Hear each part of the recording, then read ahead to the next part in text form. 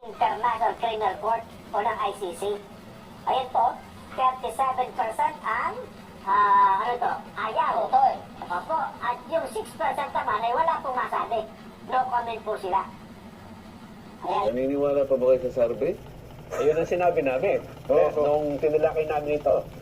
Kasi bago nga ito mag-election at sa panahon na yan, nag-survey din sila tungkol sa mga mananalo.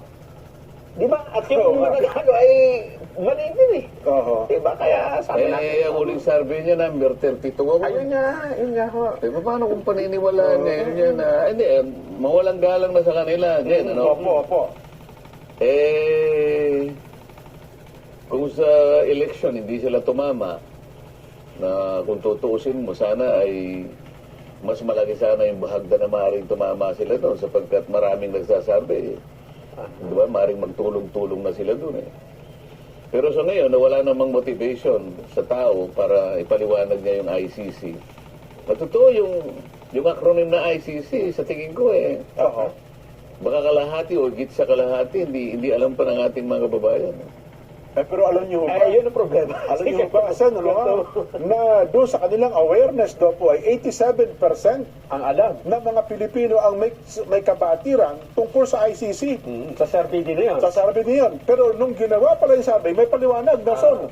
Ang problema, nung ginawa yung survey, si Jen yung isa-survey ko? Oo.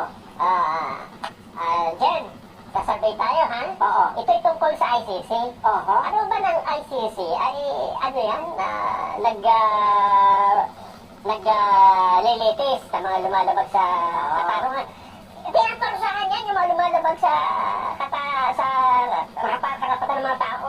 At yan ay talagang isinusulong ang pagkalahatang katarungan at karapatan. Yun. Yung mga ito, binida muna pala. Opo. Tapos na ngayon tinanong. Tapos tinanong, may kaalaman ka ba? Alam mo ba kung anong tungkol sa ICC? Walang ganun Iyon ay kabaligtaran ng tunay na hangarin ng isang survey.